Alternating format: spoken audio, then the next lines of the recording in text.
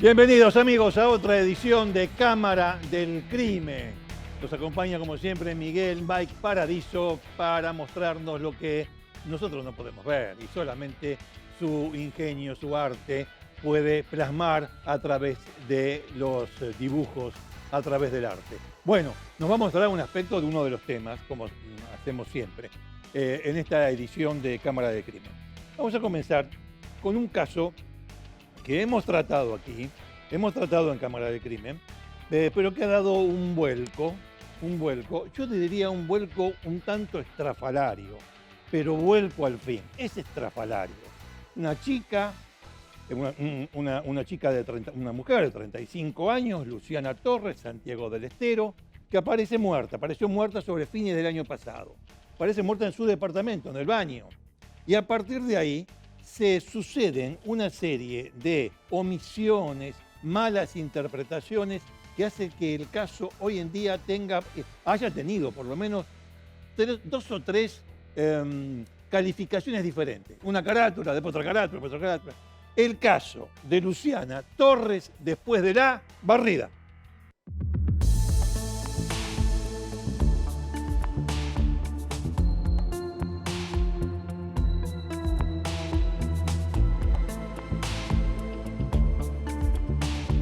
Bueno, muy bien. Yo no podría decirle, este es un caso de... Todavía no se sabe de qué es este caso. Hay una chica que murió, Luciana Torres. Da la impresión de que la mataron. Ahora, ¿por qué da la impresión? Bueno, ella tenía que ir a buscar a sus hijos a la casa de uno de sus hermanos. El lunes 30 de diciembre del año pasado, no fue. Bueno, frente a su ausencia, no era una mujer de ausentarse, de faltar ni nada por el estilo. Había sido modelo, todavía tenía algunos proyectos como modelo, etc. Bueno, no era de faltar. Iba a buscar a los dos chicos chiquitos, de 7 años, 10 años, dos pibes, que estaban en la casa del hermano. Bueno, quedó en ir a buscarlo. No aparece. Entonces el hermano se preocupa. La expareja, o sea, el ex marido de ella, con el que tenía en líneas generales una buena relación, conservaba una llave del departamento donde vivía Luciana. Y entonces dice, bueno, vamos a ver si está en el departamento. Y en el departamento entra el hermano y entra el ex marido, la expareja, y resulta que la encuentran allí en el baño. Estaba con una cuerda blanca de 3 milímetros de diámetro alrededor del cuello y sostenida de un toallero. Ella estaba de cuclillas, muerta. Las lesiones del cuello eran evidentes. Pero cuando toman la cuerda para desatarla, digamos así, se dan cuenta que no estaba tensa, estaba floja la cuerda. Qué raro. Y además, este toallero aguanta el peso de ella. En fin, había dudas con esa cuestión, sobre todo teniendo en cuenta que en los últimos... mire, ahí tienen el lugar donde estaba atada el nudo de la cuerda que terminaba en el cuello de la víctima, este es el baño, y ahí estaba en cuclillas, y la encontraron muerta. Bueno, mire, había una cuestión con esto. Se demoró mucho tiempo en todo. Ella estaba saliendo iba y venía, digamos así, con un muchacho, Joaquín Pablo Sesca Castiglione, que se entera de la familia, luego se entera de la familia de Luciana.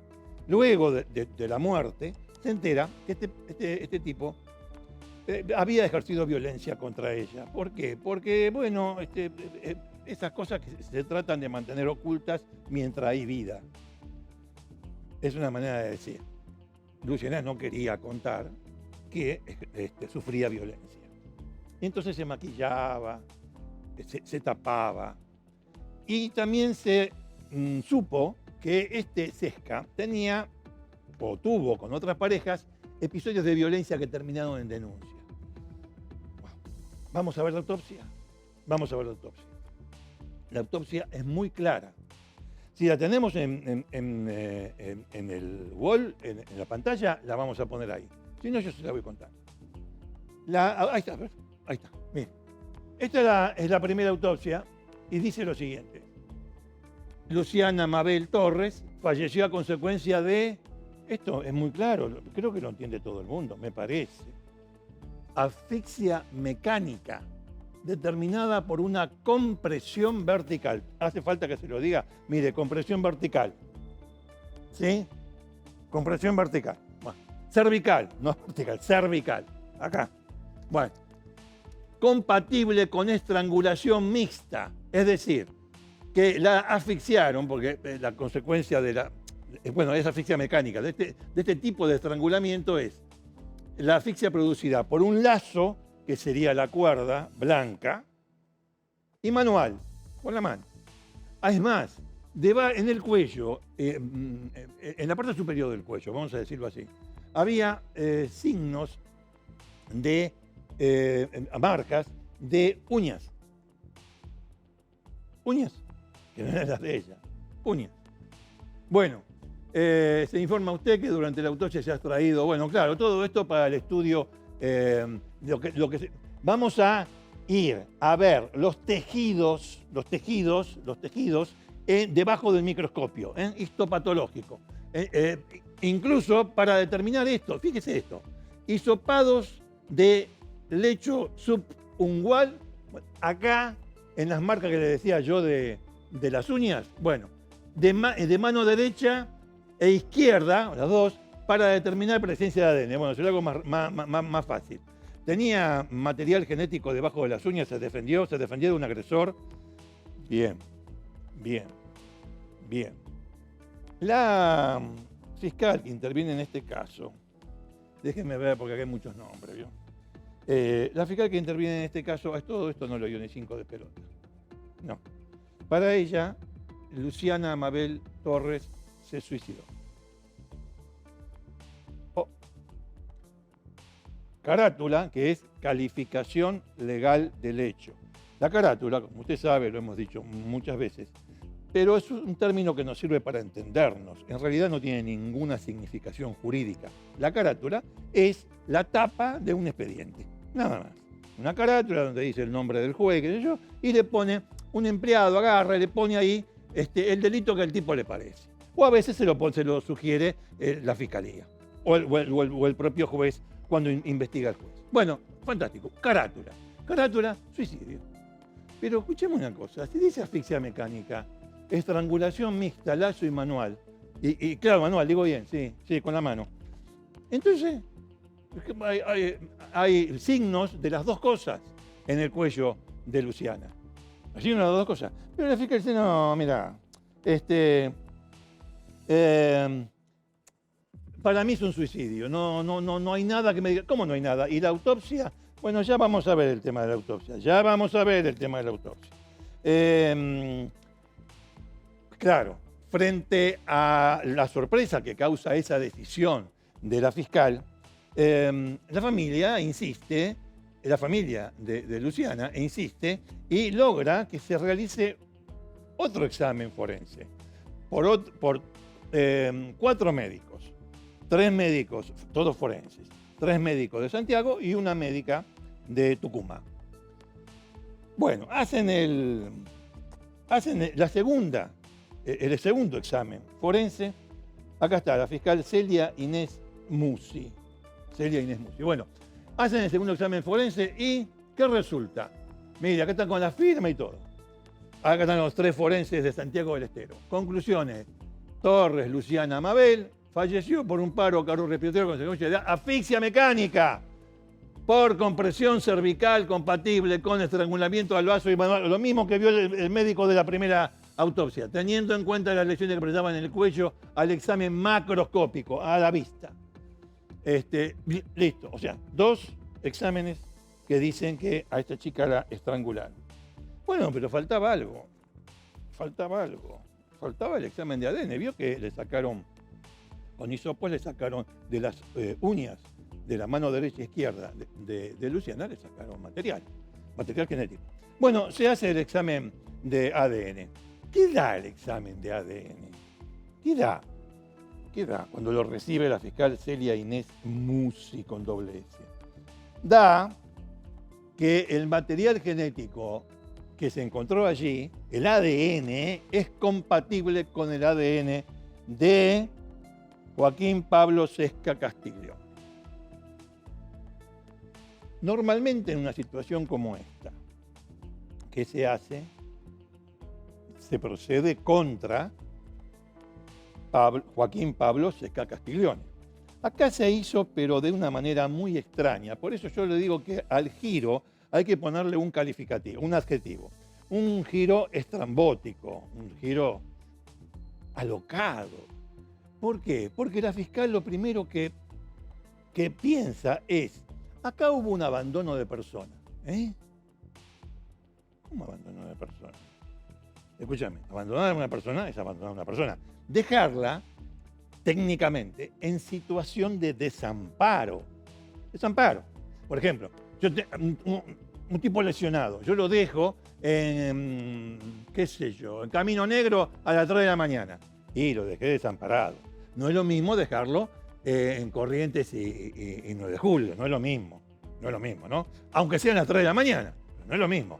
Bueno, acá, ¿cómo se conformaría el abandono de persona? ¿Me lo puedo explicar? A ver, piensen un poquito. Abandono de persona. Dejar a una persona desamparada, que significa sin la posibilidad de ser auxiliada. ¿Y eso por qué? Por culpa de un tipo que la abandonó. Abandono de persona. Seguido de muerte, supongo yo. ¿Qué sé yo? Ahora, el abandono de persona, ¿qué tiene que ver con el estrangulamiento? Nada, es una cosa como... Es chocolate con sardina. Una sola vez en mi vida yo vi un comestible hecho de chocolate con sardina en Oporto, en Portugal. No lo probé, pero uso siempre esa expresión para darle a entender a usted que es agua y aceite. Son cosas que no se mezclan. Entonces, el abandono de persona frente al cuadro que usted tiene ahí, no se mezcla, no entra. No entra, ¿vio? Cuando no entra el pantalón, che, no entra.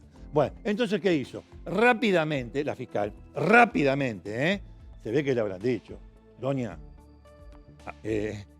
mire que a Murabi le va a mandar unos libros, Cambió, pero cambió también a una figura, a otro delito para imputarle a este señor, a este muchacho, a este hombre, Sesca.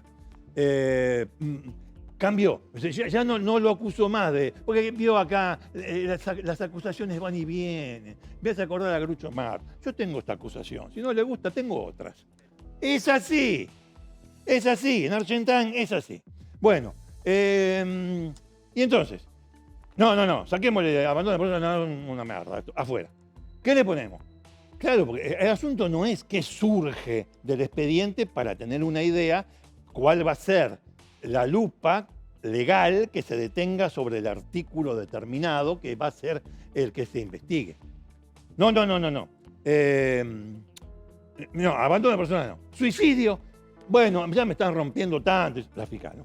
Me están rompiendo tanto con el tema de suicidio. Llegamos a una solución intermedia. Sí, intermedia. ¿Cómo intermedia? Sí, usted sabe que al suicida no se lo castiga. Es obvio. Eso es obvio hoy. Hace 150 años, en Argentina y en muchísimas partes del mundo occidental, al muerto se lo castigaba, se lo desenterraba, se lo colgaba, le tiraban el latigazo, le confiscaban los bienes. Eso es otro derecho antiguo, eso es otra cosa, de los españoles. Olvídese. Claro, ¿por qué? Porque se estaba confundiendo el delito con el pecado. Los suicidas no iban a ser enterrados en las iglesias. No, atenti, Bueno, eso antes. Pero con la evolución de los tiempos, el suicidio, ¿cómo vas a castigar un muerto? Es una locura. Entonces, ¿qué haces? En el Código Penal existe el delito que se llama, relacionado con los suicidas, instigación y ayuda al suicidio. Me voy a colgar. Bueno, no te da problema, te alcanzo el banco. Ayuda. Instigación. ¿Qué es la instigación? Estamos llenos de instigaciones. Instigación es determinar en la cabeza de otro, establecer con firmeza la convicción de que te tenés que matar. Y la asfixia manual y halazo. O sea, si es instigación al suicidio, yo le digo a usted, ¿no? Pensemos un poquito juntos, porque total, no nos pagan por esto, pero, en fin, a mí me pagan por informar, sí, y explicar algunas cosas, pero a usted no. Si lo quiere hacer, lo hacemos, mire. Instigación al suicidio. Bueno, es decir, matar. Sí, no, matar. Esto es un ejemplo burdo el que estoy dando. Burdo. Bueno, grosero. No, sí, no hay más salida para vos que... Entonces, vamos a suponer que haya ocurrido eso, cosa que no se sabe, no hay ninguna prueba, porque lo más difícil de probar es esta instigación. Bueno, y eso le haya quedado en la cabeza a Luciana. Y Luciana dice, no, este pibe tiene razón. Che, este pibe me voy a matar. Entonces, ¿cómo hago para matarme? Muy sencillo, porque no se olvide que es estrangulamiento manual y halazo. No, ¿qué hago primero? Y no, yo lo vi en las películas, lo vi tantas veces en la película de Otro Chiflado. Hago así. Es una boludez. Es decir, ¿qué estamos haciendo? Una pelotudez. Me hago así y me marco con las cosas. Bueno, pero no alcanza. Está media... me agarra una cuerda que no sabe dónde salió la cuerda, Agarra la cuerda blanca y se me da paso ahí, ¿dónde la engancho? Ella misma hace todo. ¡Oh! Sti cazzi. Bueno, así está la cuestión. Estamos, primero con nada. La chica se suicidó. Después, escúchame, 2 informes médicos y el ADN que dice que la mataron y que el ADN encontrado en su cuerpo cuando la mataron es de este tipo Sesca. ¿Qué hacemos con Sesca? Nada. Primero, nada. Después, abandono de persona. Una locura fenomenal. Tercero, instigación al suicidio. Y así está ahora. No quiere dar el brazo a torcer la fiscal Celia Inés Musi, porque por otra parte no explica por qué no acepta los resultados de las autopsias y por qué no acepta el resultado del ADN. Yo leí por ahí, ahora vamos a ir con José Inesta, que está en Santiago del Estero, con la mamá y la hermana de Luciana. Yo escuché por ahí que la fiscal dijo, no me alcanza. No, señora, no es, no me alcanza, no me parece. Usted no está ahí para dar una opinión, no estamos en un café. Entonces, si usted va a decir esto sí, esto no, en derecho usted tiene que, en procedimiento, usted tiene que dar las razones. Las razones de ustedes, de suyas, son muy buenas, o son buenas, no hace falta que sean excelentes, son buenas, bueno, se va a tomar en cuenta. Y no entraríamos en esta atmósfera de incertidumbre que hay actualmente, donde lo primero que surge es, ¿se estará investigando bien, esto? De suicidio, abandono de persona, instigación a suicidio, homicidio, femicidio, mejor dicho. Bueno, entonces, es lo primero que surge. Llegado a este punto, me parece conveniente. Hizo otra cosa más, mire, acá dando vueltas los papeles me salvan. De este famoso iPad que tengo acá, me salva, este iPad. Bueno, ¿sabe qué? Claro, la fiscal no puede sostener el no aceptar. Lo voy a aplicar de vuelta porque me confundí con la palabra. Pero la fiscal no puede sostener la instigación al suicidio y no puede rechazar con fundamentos el ADN y los 2 exámenes forenses que dicen lo mismo. ¿Qué hace? Va y critica, más que critica, acusa a un médico, al que hizo la primera autopsia, al doctor Canlio. Bueno, lo acusa de falso testimonio, de haber mentido y de falsedad ideológica de instrumento público, que lo que puso en la autopsia no está bien. ¿Con qué elemento? Si hay otra autopsia que avala lo que hizo este señor, este médico. Bueno, hasta acá llego con las explicaciones. Vamos a hacer una cosa. Nos vamos ya mismo a Santiago del Estero con nuestro amigo corresponsal en toda esa región, José Inesta, que ahí lo veo, ahí nos está esperando. José, querido, ¿cómo estás?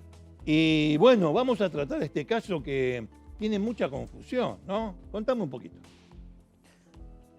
¿Cómo estás, Ricardo? Sí, cumplimos, porque te acordás que contamos cuando recién había sucedido todo y la justicia no se estaba moviendo, de hecho no había ningún tipo de imputación. Sí. Y sabés que en ese momento, te estaba escuchando atentamente, vos me preguntabas, bueno, José, decime, Daniel también el productor, me preguntaba, decime la carátula de la causa. ¿Sabés cómo está la carátula de la causa? Que no se movió. Dice así, escuchá, información sumaria tendiente a establecer causas del deceso de quien en vida se llamará Torres Luciana. Y quedó así. Y ahí quedó. Hasta ahora quedó la misma carátula. Vamos a ver de qué Difícil murió de entender. Torres Luciana. Sí. Y luego pasó lo que vos estás explicando y te escuchaba atentamente. Bueno, apareció la imputación por instigación al suicidio de Joaquín Sesca. Hay que ver cómo puede sostener esto la fiscal, como vos lo decís. Pero hay un detalle. Si cae la primera autopsia, Ricardo, siguiendo el hilo del que vos estás explicando, allí fue donde también se tomaron las muestras para hacer los cotejos de ADN. Así que probablemente, si cae la primera autopsia, por ende tendría que caer también, o seguramente presentarán nulidades los abogados, el cotejo de ADN también. Disculpame, José, ¿cómo sigue el tema? Pero yo digo lo siguiente, si hay otra autopsia, una reautopsia, como quieras ponerlo, que concluye lo mismo, ¿cuáles son los hechos que le atribuye la fiscal al médico de la primera autopsia para decir, doctor, usted mintió?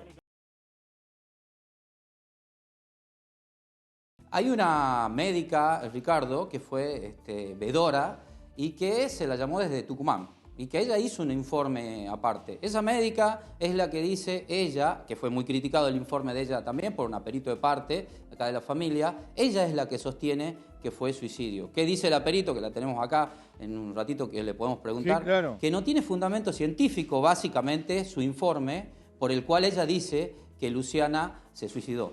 Allí está, digamos, la única persona, el único profesional que habló de suicidio. Pero, José, que ese informe fue dos muy fuertemente personas cuestionado. que opinan que opinan diferente, no la hace a una mentirosa y a la otra poseedora de la verdad. Es una locura.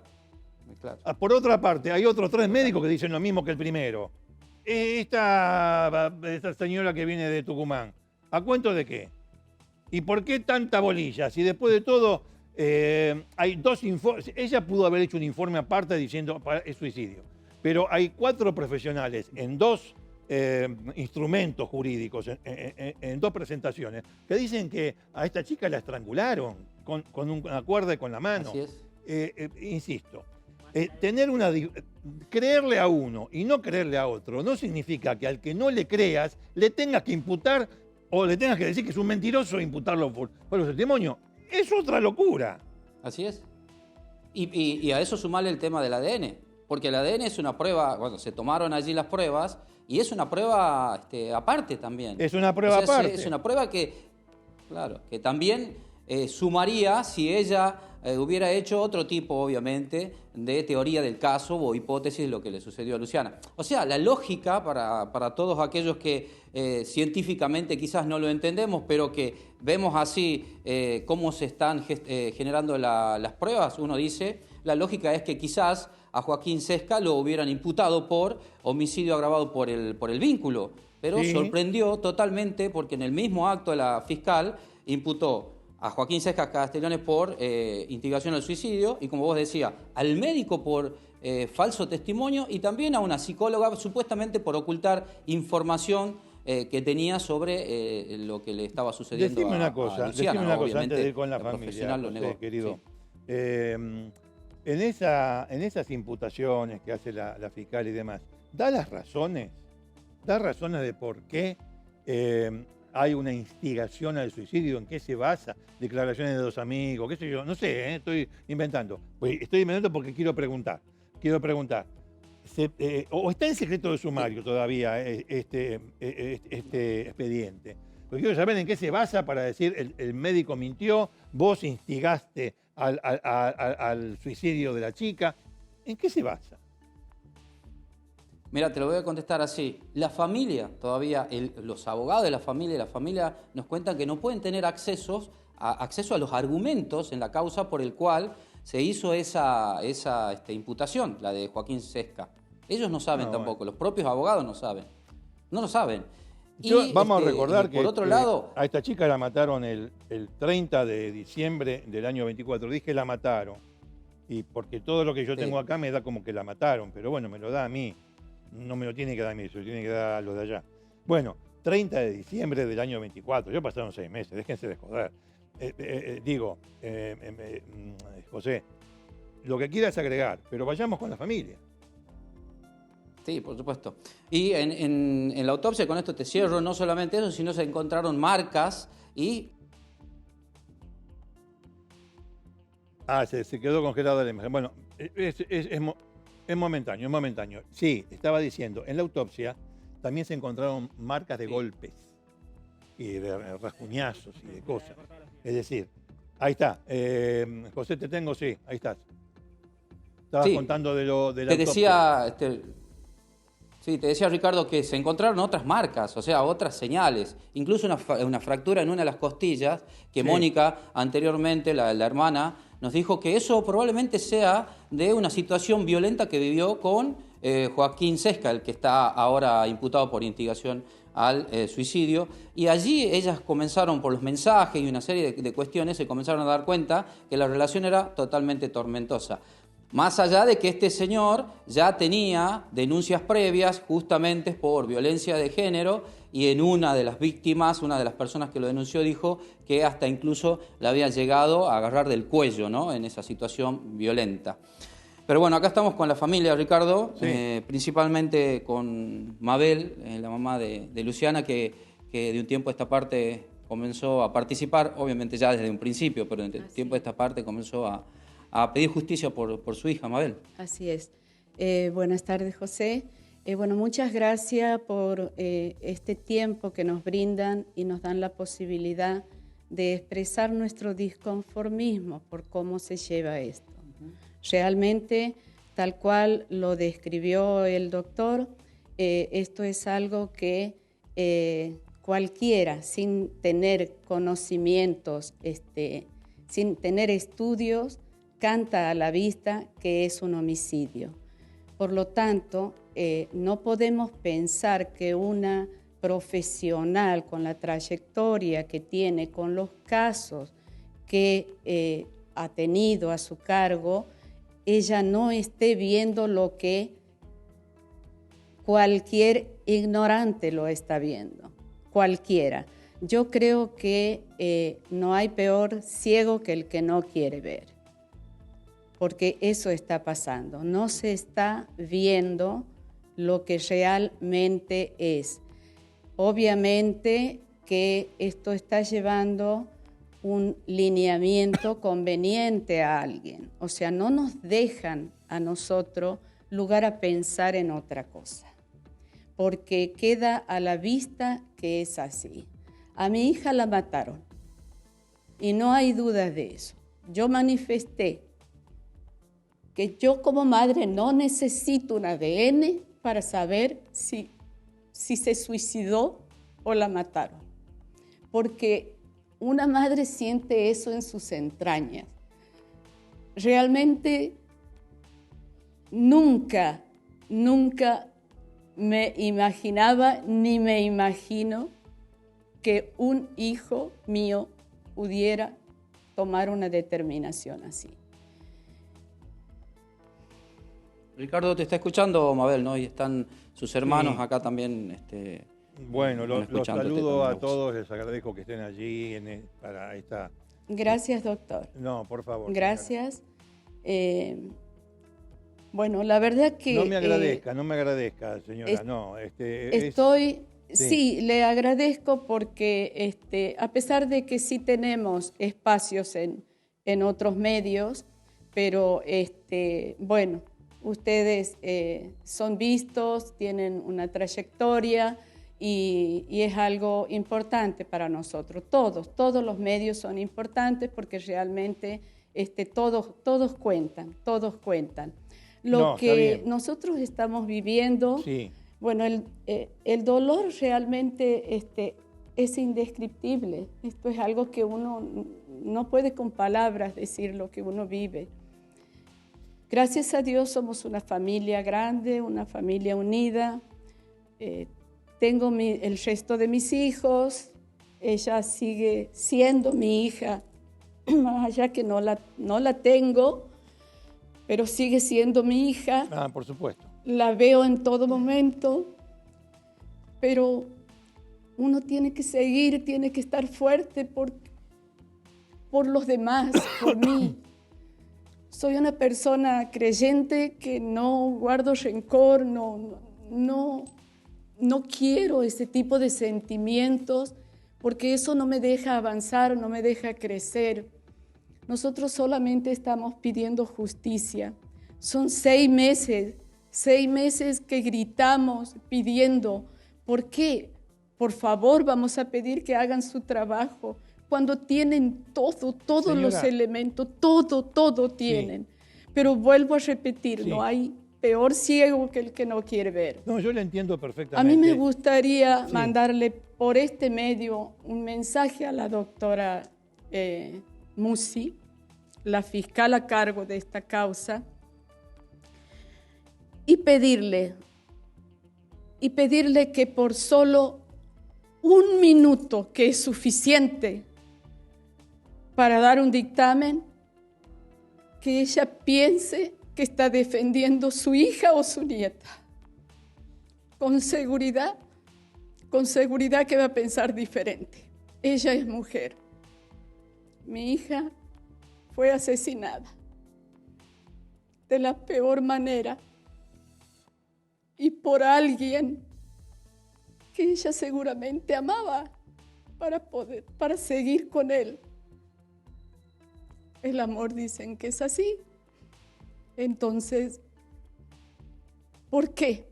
¿Por qué tuvo que hacer eso? Bueno, ya habrá otra parte que determinará el por qué.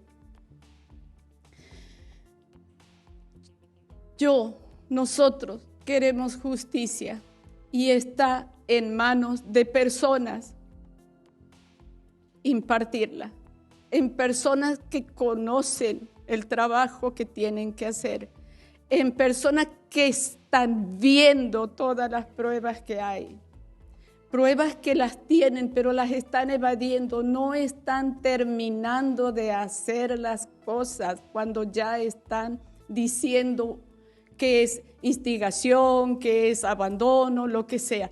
Todo lo menos, ¿no es cierto?, comprobable como ¿para qué? Tienen que entender que es para que ni siquiera pueda ser detenido. Señora Mabel. Porque es así. Si me permite, no, quedó Doctor. Muy claro, pero si me permite, señora Mabel. Lo primero que, escuchándola, lo primero que me viene a la mente es, evidentemente allí en Santiago del Estero no llegó la ley de víctimas. Ustedes tienen derecho a saber qué pasa en el expediente. Tienen derecho, no es que es una potestad, es una facultad, a ver si se lo doy, no. Ustedes tienen derecho a saber lo que pasa en el expediente. Esa es la primera cosa. Y después, quisiera preguntarle a su hija Mónica, ¿no? Digo bien el nombre, está al lado suyo. Sí, Mónica está acá. Mónica, está. ahí está. Quería preguntarle... ¿Qué tal? Buenas tardes. ¿Cómo le va? Quería preguntarle, ¿cuál es la razón que se esgrime para no abrir el expediente y mostrárselo? Y la segunda cosa que te quiero preguntar es, el ahora acusado por un delito medio estrambótico, como vengo diciendo, instigación de suicidio, este tipo Sesca, ¿en algún momento de estos 6 meses se comunicó con ustedes?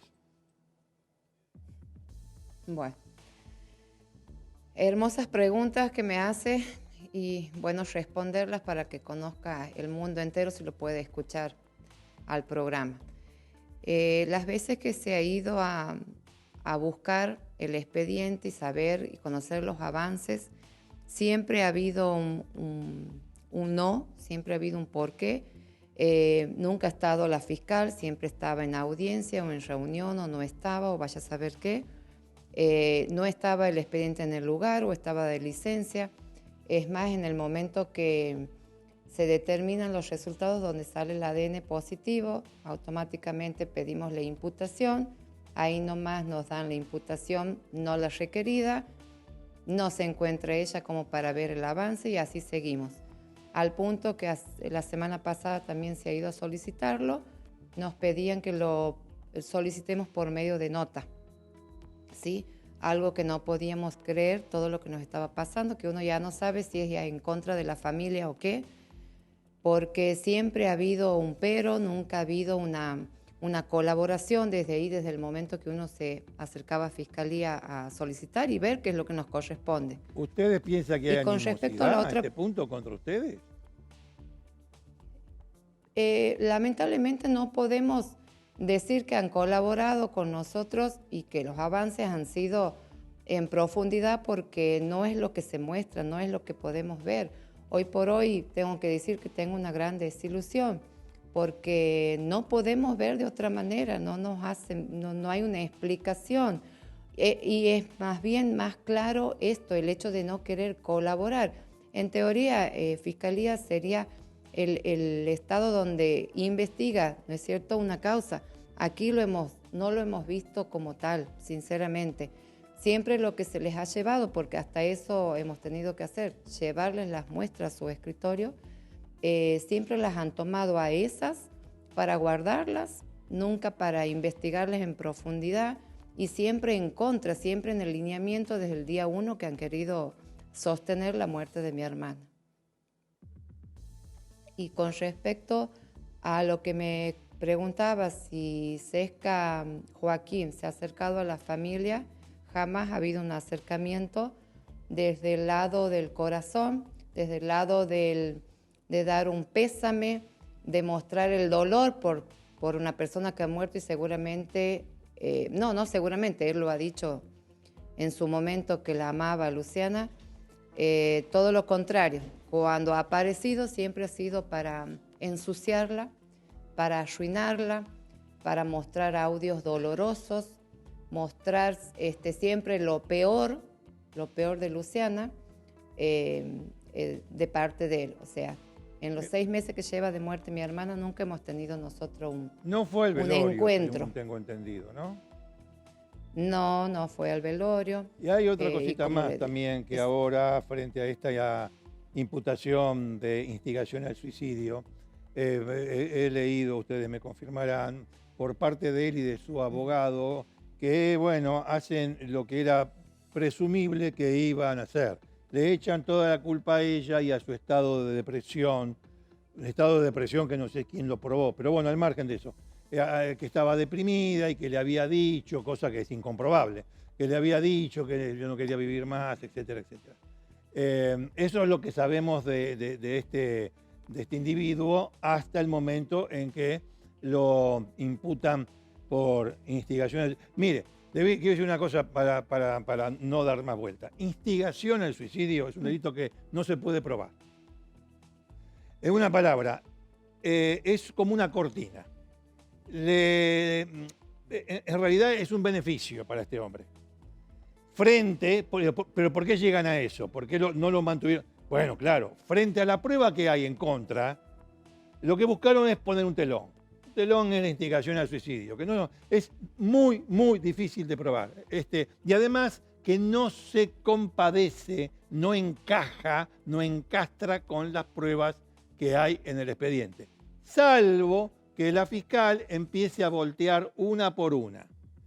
Pero yo no puedo pensar mal de la fiscal. Puedo pensar que a lo mejor, bueno, tiene que ver con más profundidad toda la prueba para llegar a una conclusión razonable. No quiero decir que me dé la razón o que le dé la razón a ustedes. Razonable, pero ni el suicidio, ni el abandono de persona, ni la instigación al suicidio son razonables. También hay uno de tus hermanos allí. ¿Me lo podés presentar? Sí, está Javier, mi hermano. Sí. Está Javier está acá, Ricardo. ¿Qué tal, Ricardo? ¿Cómo le va? Buenas tardes. ¿Cómo estás? Yo sé que un hermano, tal vez fuiste vos o no, entró al departamento cuando encuentran el cuerpo. ¿Fuiste vos? No, ha sido mi hermano Maximiliano. Ah, el que ha Maximiliano. ingresado con su expareja, vendría a ser, con su exmarido. Claro. Con su exmarido de Luciana. Teniendo en cuenta que es un grupo de hermanos, varones, mujeres, hay una cuestión que, bueno, tal vez sea Mónica la más apropiada para responderlo, pero de todas maneras los involucra a todos. Dicen que luego de la tragedia, de la muerte, se conoció que tu hermana se maquillaba las agresiones o se las tapaba. ¿Se comentó eso entre ustedes luego de la muerte de tu hermana o no? Es que la realidad es que nosotros no sabíamos de esto, nos hemos enterado una vez que enterramos a Lucy, nos empezamos a enterar de todas estas cuestiones, de los golpes y todo lo demás, y que por supuesto nunca le llegamos a ver ningún golpe, incluso el día del 24 que hemos pasado, la fiesta del 24, ella estaba con un vestido largo y casualmente lo que se decía en ese momento es de que ella tenía unos golpes en las piernas que han salido en las autopsias. Pero Entiendo. por supuesto, al estar con vestido no lo podíamos ver. O sea, No, claro. Nosotros nunca hemos llegado a ver ningún tipo de indicio de esos, ni golpes, ni nada que nos llame la atención como para que podamos intervenir, o sea, mínimamente indagar a qué se debe. Hay que tener en cuenta que la autopsia marca que tenía fisuras en las costillas, ¿no? Y alguna otra lesión que va más allá. Sí. Va más allá del tema del cuello y de la causa directa de la muerte. Bueno. Ricardo, perdón, sí, te interrumpo un favor. segundito. Quería más que nada aclarar una cuestión ahí con el tema de la llave. Cuando mi hermano Maxi y Agustín, cuando lo van a abrir el departamento, ahí hacía mención hace un rato de que la expareja, Agustín Bolsón, tenía una llave. En realidad él no tenía la llave. Ah, bueno. Sí, la llave tenía la niñera. La Entonces, niñera. a ella, claro, la niñera. Bueno. Agustín no tenía llave del departamento. Vale como la para precisión. más que nada dejar claro esa... No, está muy bien, vale la precisión. Porque a vale ella se le pide. Bueno,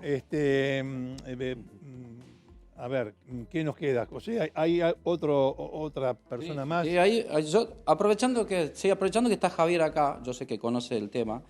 Cuando pidieron la imputación, los abogados de la familia de Luciana Torres, que obviamente apuntaba a esto que decíamos, todos creían que posiblemente con la autopsia, ya las pruebas de ADN y estas pruebas que Javier conoce, que ahora te las digo, creían que le iban a imputar a Joaquín Sesca por homicidio agravado por el vínculo. Eso es lo que se creía. Sí. Obviamente después no fue esa la imputación.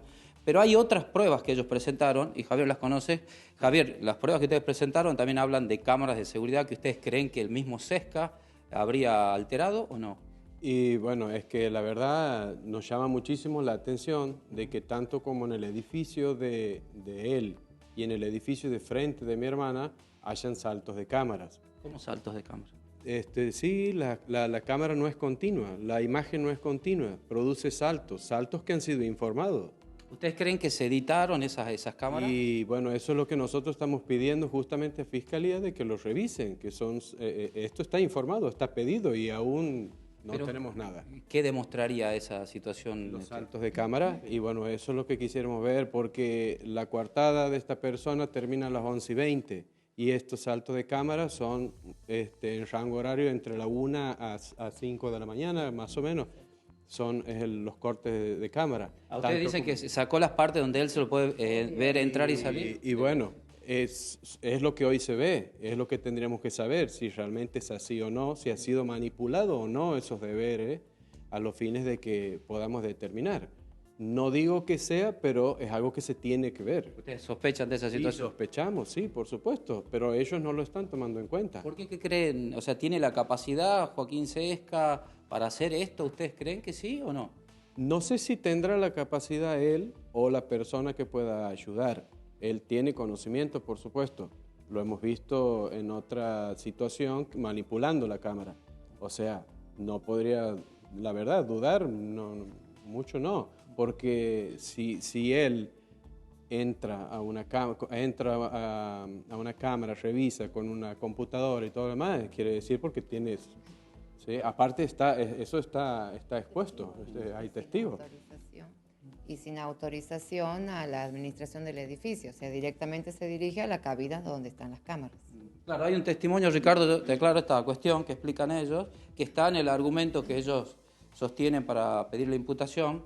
Ellos dicen que Joaquín Sesca, hay una foto que se lo ve a él, estuvo manipulando las cámaras de su edificio y casualidad que también los mismos saltos están en el edificio de enfrente. Estos son pruebas que ellos presentaron, ¿no?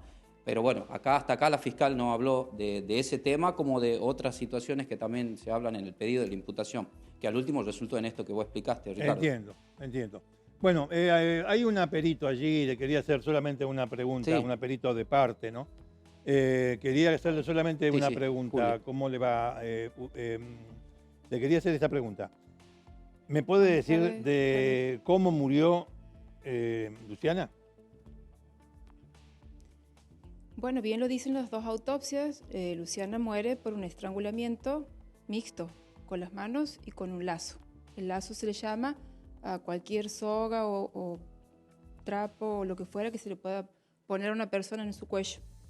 En este caso era un hilo de 5 milímetros, como si fuera una lana para tejer, siendo que ella, Luciana, hacía lámparas, hacía otras manufacturas y tenía en su cajón de su departamento bobinas de cuerdas súper gruesas, de todos los colores, de todos los espesores, y justamente ella viene a aparecer perdón, pero es irónico, con una lana en su cuello.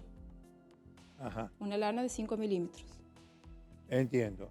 Colgada en un perchero de toalla en el baño, un perchero ni siquiera de metal, sino de aleación, a 1,80 m de distancia del piso, y ella prácticamente sentada se la encuentra o de costado, acomodada en un lugar donde es imposible que alguien pueda quitarse la vida de esa manera, porque la criminalística haya esto imposible, inadmisible.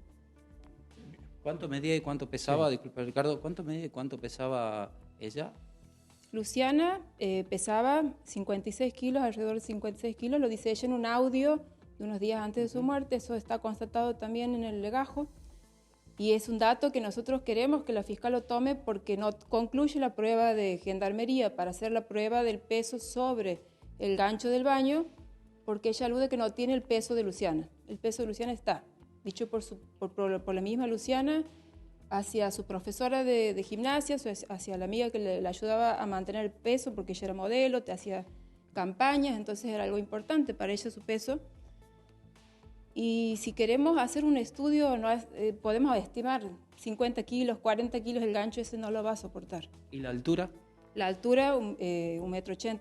El gancho estaba 1,80 m. Luciana medía 1,68 m. Claro, casi imposible que ella se cuelgue de allí. Cualquier cuerpo que esté siendo asfixiado por que se lo haya producido él mismo, esa persona, o en manos de otra persona, sufre movimientos involuntarios que harían un desastre en la escena. Claro. Y aquí estaba todo impoluto. No es muy difícil de entender que lo que ha pasado aquí y que nosotros sostenemos, porque tenemos nuestra teoría del caso, a Luciana la mataron y la colocaron ahí. Sí, esa es la cuestión, la colocaron en ese lugar. A ver, parece ser así, pero que se tiene que dar cuenta no se da cuenta. No, lo que le quería decir finalmente es lo siguiente. Ustedes no tienen que investigar. Sí. Y nuevamente, la justicia en este país, la administración de justicia en este país, no hace otra cosa que abandonar a las víctimas o a los familiares de las víctimas e imponerles una obligación que no tienen derecho a soportar, que es la de hacer una propia investigación. Eso está todo mal. Eso está todo mal. Lamentablemente, después de tantos años, sigue ocurriendo en este país. Les agradezco a toda la familia, a la perito también, obviamente, pero a toda la familia, a la señora Mabel, a Mónica, al hermano, la presencia de ustedes allí. Saben que es la segunda vez que abordamos este caso porque de no haber tanta prueba o tantos indicios en su momento, ahora aparecieron, pero con una interpretación bastante polémica por parte de la fiscalía que lleva el caso. Ellos son los que tienen que investigar, todo, no ustedes. Lamentablemente los obligan a hacerlo. Vamos a seguir con este asunto, lo vamos a continuar, obviamente, como decimos siempre, y con este caso lo estamos demostrando. Les agradezco a todos nuevamente, han sido muy gentiles. Y José, si querés decir una cosa para cerrar, algo para cerrar, bien. Solamente decirte que ya van 8 marchas acá en Santiago del Estero y cada semana se va anunciando una nueva y se están sumando, ¿no? En la última marcha se sumaron algunos artistas del país y esto cada vez llama más la atención, ¿no? Estas marchas se seguirán haciendo, esto es lo que la familia me cuenta, durante el tiempo que les reste para poder pedir justicia por Luciana. Bien, José, gran trabajo como siempre, muchísimas gracias también a vos por la cobertura completísima y nos estamos viendo porque en este caso nos lleva a estar en comunicación y otro, ¿no? Pero con este en particular nos lleva a estar en comunicación por las sucesivas noticias que se vienen produciendo. Muchas gracias, José, te mando un gran abrazo. Chao, Ricardo, hasta luego. Chao. Bueno, nada que no hayamos visto en otras circunstancias o en otras muertes. Nada diferente. Pero sigue lastimando que a la gente común le hagan estas cosas. Le hagan estas cosas en pos de qué. Pues no sé de qué sé yo. Yo no quiero pensar mal de nadie, de que hay, por ejemplo, la primera cosa que atrapo con situaciones como esta es no saben. Son medio boludos, no saben, o las dos cosas juntas. Ahora, si hay un interés de otra cuestión, ¿sabe qué? Como pasa en todos, como pasa en todos los casos, y siempre, va a aparecer, pero con el tiempo. Yo no puedo decir de la fiscal esto, aquello y lo demás allá. Lo que digo de la fiscal es una cosa que se ve y se toca. No podés cambiar, no se puede cambiar. De suicidio, abandono de persona, a instigación. No, con lo que tenés, no, porque lo digo yo, no, hermano. A ver, ¿cómo te puedo decir? Mi pelo es blanco, la camisa también. Es así, es objetivo. Es objetivo. Y al ser objetivo es parcial. ¿Entendiste? Bueno, listo. Vamos a continuar con Luciana, Vamos a continuar. Bueno, no sé si... Ahí está, ahí la música. Sí, ahí está. Te voy a decir una cosa. Este es un sillón especial. Una historia del sillón especial que viene de la mano de un aniversario y de alguna otra cosa que usted ya se va a enterar en el desarrollo de la historia de la desaparición de Cecilia Enriqueta Jubileo. Fue en el 85.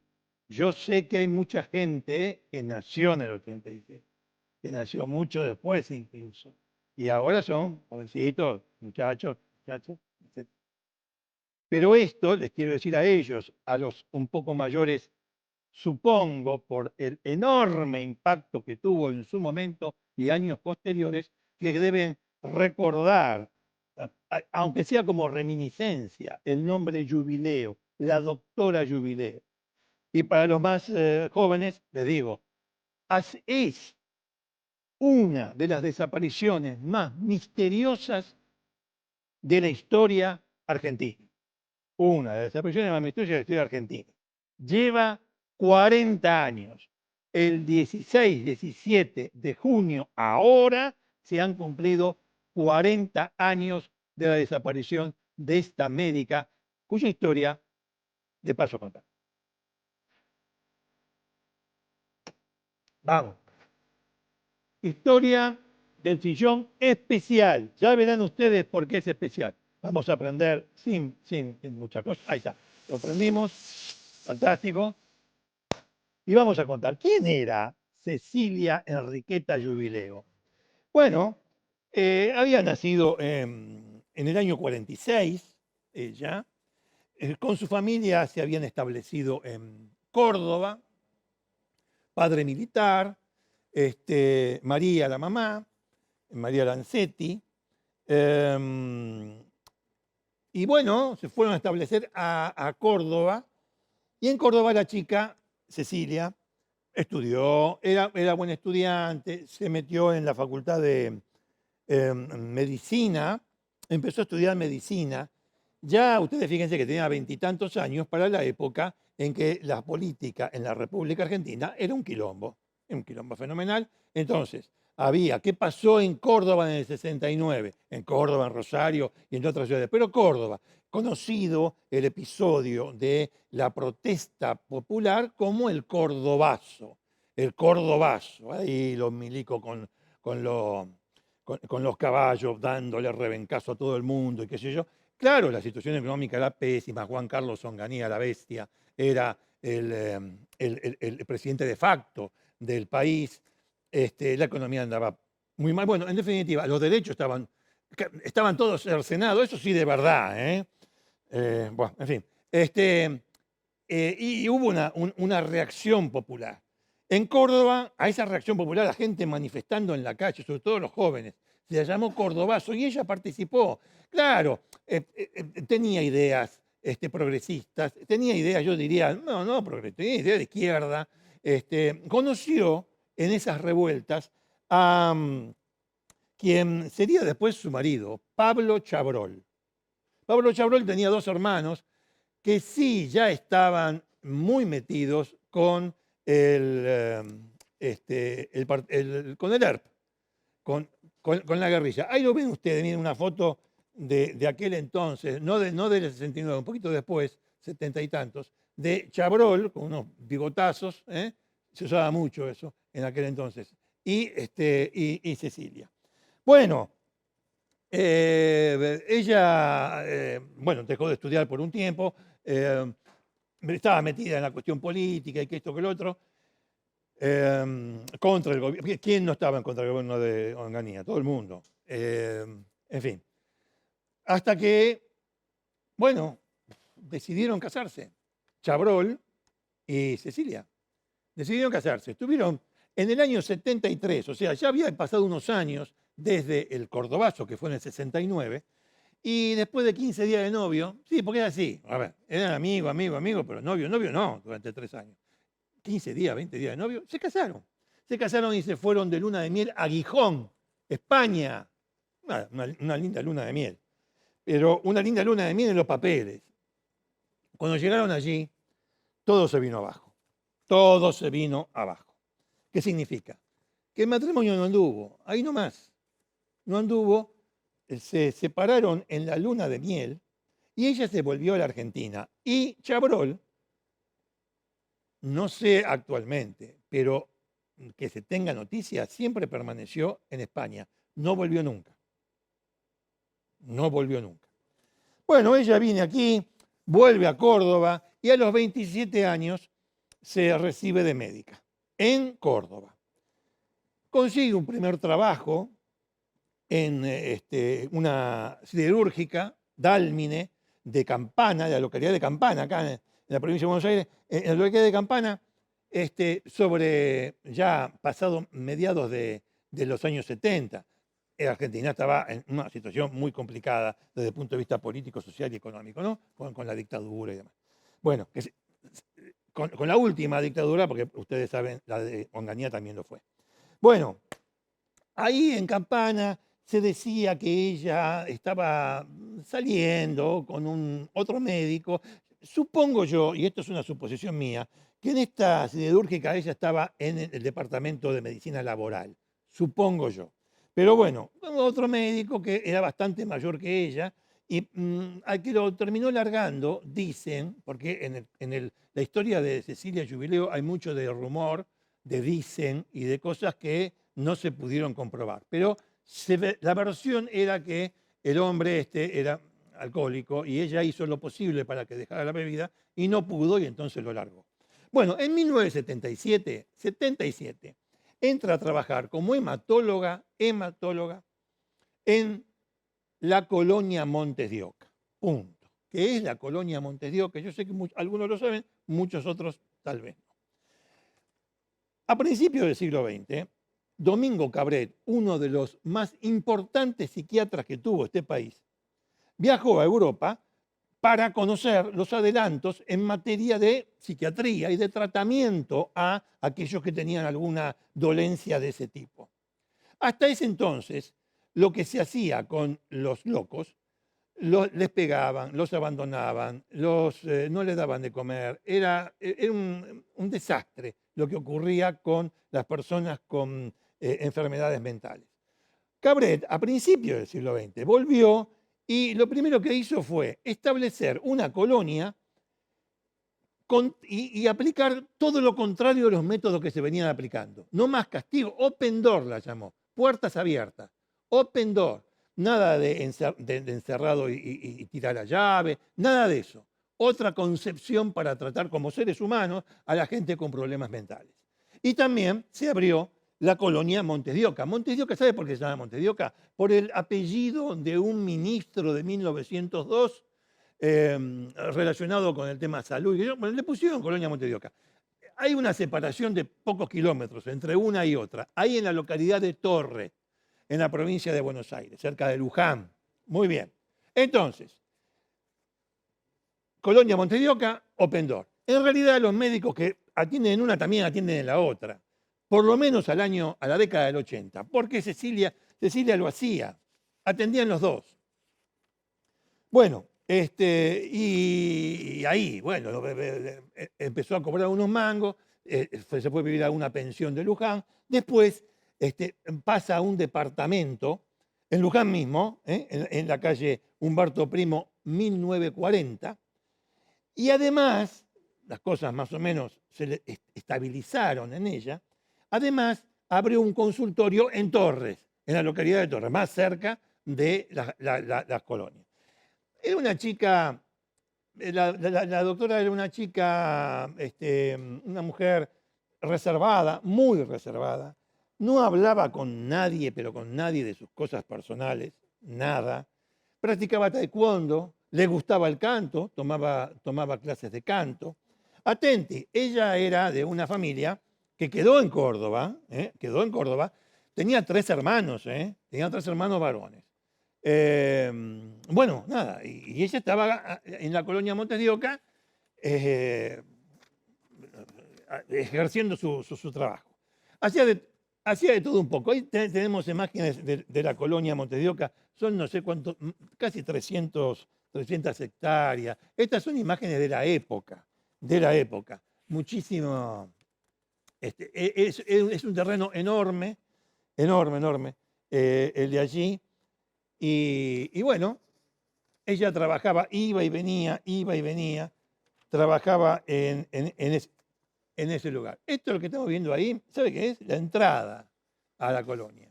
Mire si es grande, si usted le agrega a lo que está viendo un día gris y lluvioso, y es una película de terror. Por lo menos era en aquel entonces. Vea las imágenes. Hay las construcciones, estaba la casa médica, estaban después los pabellones, que eran enormes también. Bueno, y ahí estaba la doctora Jubileo, ya desde el año 77. Le voy a decir una cosa antes de seguir con Jubileo. Usted sabe que en el pabellón 7, ¿sabe quién estuvo en la década del 60 en Montes de Oca? Alejandro Videla, el hijo de Jorge Rafael Videla, del dictador. Tenía un problema psiquiátrico muy grave. Murió ahí muchos años antes de que fuera a trabajar Cecilia Jubileo. Bueno, nada, es como para... Estaban, no sé si le dije, en el pabellón 7. Bueno, como sea. Cecilia trabajaba allá, ahí pasan los años, bastantes. Y en abril del 1985, ella le dice, mire que una mujer reservada, muy reservada, ella le dice a su mamá, así en confidencia, que tenía miedo, que la habían amenazado, no, se sentía amenazada, que es distinto, se sentía amenazada. Y la madre le pregunta, pero ¿a cuento de qué? ¿Por qué? No sé, tengo miedo de que me hagan desaparecer. Recuerdos de aquel entonces que tienen que ver con esto. En Luján, ella se hizo muy amiga de una señora mayor, de 79 años, llamada Matilde Tresandi de Bellido. Casi, casi con el tiempo, ella, Cecilia, la tomó como una especie de mamá postiza, porque su mamá, atención, Mariana Setti, seguía viviendo en Córdoba y ella estaba acá. Se comunicaban, sí, fantástico. La mamá vivía en Córdoba. Y bueno, esta señora Matilde y la hija de Matilde, que tenía 55 años, para ella eran como familia. A tal punto eran como familia que el sábado 15 de junio de 1985, 15 de junio del 85, ella la pasó en la casa de los Tresandi, de Matilde, de las Matilde, porque madre e hija se llamaban igual. Bueno, la pasó ahí en la casa de Tresandi. Al día siguiente, domingo, ella tenía que tomar la guardia en la colonia Montes de Oca. El domingo, 16 de junio, a nadie le importaba otra cosa más que el partido de Argentina con Colombia en la cancha de River, eliminatoria del Mundial 1986 que se jugaría en México y que ganaría la Argentina. Ese día Argentina le gana a Colombia 1-0 con gol de Valdano. Estaba todo el mundo con eso. Y ella, después de la tarde, agarra su auto, un Renault 6 blanco, va, le carga nafta, deja el tanque lleno y se va para la colonia a tomar la guardia. Toma la guardia. Pasada las 9 de la noche toma la guardia. Pero ahí pasa algo muy extraño, muy extraño. Ella se va a la casa médica, que es donde había un par de habitaciones donde los médicos descansaban o iban a estudiar. Toma la guardia, pero estaba sola. ¿Cómo sola? Debía haber en ese turno, porque mire que había, qué sé yo, 700 camas, eran un montón los pacientes. Le digo, 266 hectáreas, para recorrer todo eso.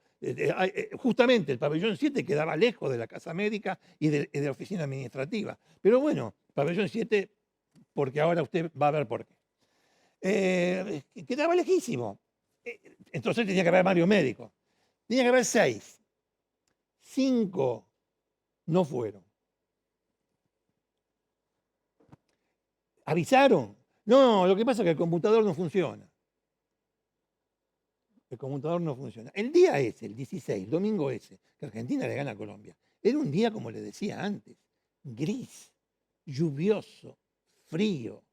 Andar por ahí y, qué sé yo, no es que uno crea en las brujas, pero que las hay, ¿no? Bueno, en fin, esos médicos que tenían que ir ahí no avisaron. O no pudieron avisar. Nunca se supo. La única médica que estaba era Cecilia Enriqueta Jubileo. No había otra. Y unos enfermeros, sí. Bueno, no, ella atiende una bronquitis con un poco de fiebre de un paciente.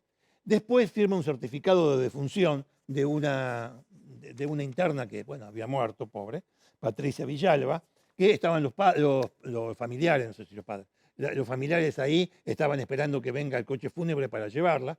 Ella firma el certificado de defunción. Y entonces le dice a un enfermero, a Carlos Novelo, le dice, che, Carlos, mira, me voy a estudiar un poco o a descansar. Voy a estudiar un poco en la habitación, cualquier cosa me avisas. Bueno, se va para allá. Ella estaba vestida con una campera celeste, unos pantalones azules, con vivos blancos y zapatillas. Una cosa muy...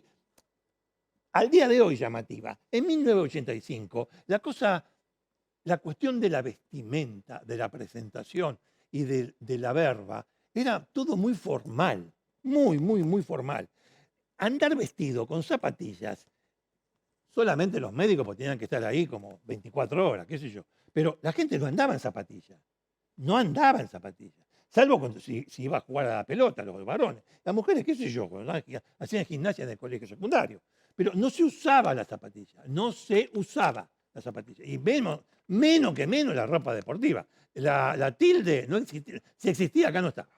Bueno, me acuerdo de las 3 franjas, de las 3 tiras, quiero decir. Bueno, esa puede ser. Pero no se usaba ropa deportiva. Y ella, incluso para la vida diaria, fuera de la colonia, usaba ropa deportiva. Le gustaba usar ropa deportiva. Pero también llevaba de la otra. Cuando tenía que ir de un lugar a otro, llevaba la ropa formal. Bueno, muy bien. Se va a la habitación. Estamos hablando del 16 de junio a la noche. Estaba en la habitación cuando toc, toc, le golpean la puerta. Y la pucha, digo, pero ¿quién será a esta hora? Bueno, abre la puerta la doctora y resulta que era Miguel Cano. ¿Quién es Miguel Cano? Un loco. Un loco. Estaba ahí, la fue a buscar, dice, doctora, hay en el pabellón 7, siempre el pabellón 7, para hacer una película de terror, en el pabellón 7, que quedaba lejísimo de la Casa Médica, lejísimo. Bueno, estoy hablando 400 metros, bueno, o más. Como no puede venir el tipo claro, palabra de un loco. Como no puede venir, me dijo a mí, bueno, me acompaña. Bueno, sí, espera. Ella sale con este Cano y se va para el pabellón 7. Se va a tardar un montón. Vuelve al tiempo casi sobre la medianoche. Según el enfermero Novelo, había otra enfermera también. Según el enfermero Novelo, ella vuelve del pabellón 7 a las 0:17, 0:18. Ya era el día 17 de junio, lunes. Bueno, vuelve. Habla 2 palabras con Novelo. Cano le pide cigarro y ella saca un paquete de cigarrillos de marca norteamericana, le da 3. Pero ahí hay una confusión, o mejor dicho, hay una cosa que nunca se aclaró. Porque la enfermera que estaba allí dice que Cecilia se había quedado sin cigarrillos y le había pedido mire usted qué época, ¿no? Los cigarrillos, los médicos. Bueno, le había pedido a ella que si le daba unos cigarrillos. Bueno, como sea. Carlos Novelo, que era el enfermero, dice, Cano, el enfermo, se fue a su pabellón y ella volvió a la Casa Médica. Bueno, muy bien. 0:17, 0:18 del 17 de junio. No se la vio nunca más. Hasta el día de hoy. No se vio nunca más a Cecilia Enriqueta Jubileo. Al día siguiente, no estaba por ningún lado, tampoco la habían requerido más, y entonces se fueron a ver ahí a la habitación de la Casa Médica, donde estaban los médicos. Ya empieza el día siguiente, vienen los médicos que tienen que venir. Lo de los 5 tipos de... nunca se supo nada. Nunca se supo nada. ¿Es verdad? ¿Era mentira? Uno tiende a suponer que sí, porque semejante cantidad de territorio que abarcar con gente que estaba internada, con un médico solo, una médica sola no alcanza. Por otra parte, atenti, era una época donde todo allí volvió como antes de aquel psiquiatra Cabret. Los pacientes iban y salían, se desaparecían durante días, después aparecían, algunos estaban maltratados, otros famélicos, morían y no se sabía cuándo murieron o cuándo desaparecieron. Era un lío bárbaro lo de la colonia desde el punto de vista administrativo, un desastre. No se sabía exactamente cuántos había, en fin. En ese ambiente trabajaba Jubileo, ¿no? Pero de ese ambiente ya desaparece. Cuando van a ver al día siguiente, resulta ser que en la habitación de la Casa Médica, lo que encuentran es la cama no estaba hecha, es decir, que ella se acostó. La cama no estaba hecha. Se acostó, se levantó y... ¿Qué fue eso? Cuando la vino a buscar el loco para ir al pabellón 7, y no se sabe. ¿O fue después? Estaban sus zapatos marrones de vestir, lo que le decía antes, para salir, para llegar, para salir, vos tenías que estar vestido formalmente. Bueno, tenía su pilcha ahí. O sea, que si salió de ahí, o se la llevaron de ahí, o lo que le haya pasado, se fue con la ropa que tenía para atender a los pacientes, con la campera celeste, el pantalón azul, las zapatillas. Y faltaba su bolso y su maletín de médica. ¿Vieron los médicos usan un maletín? No estaba, pero estaban sus zapatos, estaba en la cama sin tender. Bueno, le avisan de que no estaba por ningún lado, le avisan al director de la colonia Montedioca, que era un tipo, Florencio Elías Sánchez. Este señor, Florencio Elías Sánchez, Era antropólogo, psiquiatra, un tipo reconocido en el ambiente intelectual, pero un desvolado con la colonia, la tenía para la miércoles. ¿Qué es lo que hace Florencio Elías Sánchez cuando desaparece Jubileo? ¿Qué es lo que hace? No. Se fue la loca. La loca se fue. Así. La loca se fue. Así que a pintar ahí, háganle un sumario administrativo por abandono de guardia. Sumario administrativo por abandono de guardia. ¿Y los otros 5 médicos que no fueron? Si es que existieron. Bueno, no importa. No importa porque a esta altura del partido no importa. Bueno. Entonces, que hagan todo de vuelta. Sumario administrativo pero la trataba así Sánchez, ¿eh? A la loca que se fue. Y me limpian todo, pintan y hacen refacciones. Tiren esa pared abajo, muevan la cama. O sea, que si ahí pasó algo con algún viso de criminalidad, este tipo lo borró. Sabiendo o sin saber. Tenemos una crónica de la época. Vamos a ponerla. Cecilia Enriqueta Jubileo, Argentina, 39 años, nacida en la provincia de Córdoba, separada, sin hijos, de profesión médica. Vive en un humilde barrio de monoblocks ubicado en las afueras de Luján, a casi 80 kilómetros de la capital federal. Tiene un consultorio privado en un paraje situado en la localidad de Torres, a unos 90 kilómetros de la capital y 20 de su domicilio en Luján. Un sitio prácticamente inaccesible, conocido solamente por los pocos habitantes de Torres. ¿Usted es dueña de esta casa, señora? Sí, soy la dueña de la casa. Aquí tiene su consultorio la doctora Jubileo. Sí, 4 meses ya hizo que estaba acá. ¿Cuánto hace que la conoce? Yo de 8 o 9 años, pero de médica a paciente. Así, intimidad, amigas no. ¿Tenía muchos clientes? Sí, bastantes. Muchas personas de edad, de toda edad, pero muchos viejitos. ¿Le conoció muchas amistades a la doctora? No, amistades, acá siempre vino sola y se retiró sola, los martes y jueves que ella atendía. Yo amistades no le conocí. Cecilia Enriqueta Jubileo, hoy hace un mes que desapareció. Salió de su pequeño departamento de Luján. Había pedido dinero prestado a una amiga. Se dirigió en su pequeño automóvil a la colonia Montes de Oca, en Torres, un amplio predio donde se atiende a enfermos mentales. ¿Usted trabajó dentro de la colonia Montes de Oca? Sí, del 49 al 80. ¿Haciendo qué? Cuidando, enfermera auxiliar en pabellón. 30 años. 30 años. ¿Hay Cuidando. enfermos peligrosos? Y algunos sí, son agresivos en el momento de su enfermedad, ¿vio? En el momento que le da el momento de nervios. Pero después no, entre ellos no tampoco. A veces sí, se lastimaban, sí, pero son enfermos. El acceso principal a la colonia es controlado. Hay una barrera que, aparentemente, está siempre cerrada. Luego hay que recorrer poco más de 1 kilómetro para llegar a las dependencias principales. Este camino lo hizo la doctora Cecilia Jubileo el domingo 16 de junio. Bueno, les quiero decir una cosa. Es larguísima la historia de Jubileo, por eso les quiero decir algunos puntos salientes. Yo les dije que cuando fue con su Renault 6 a tomar la guardia, había llenado el tanque.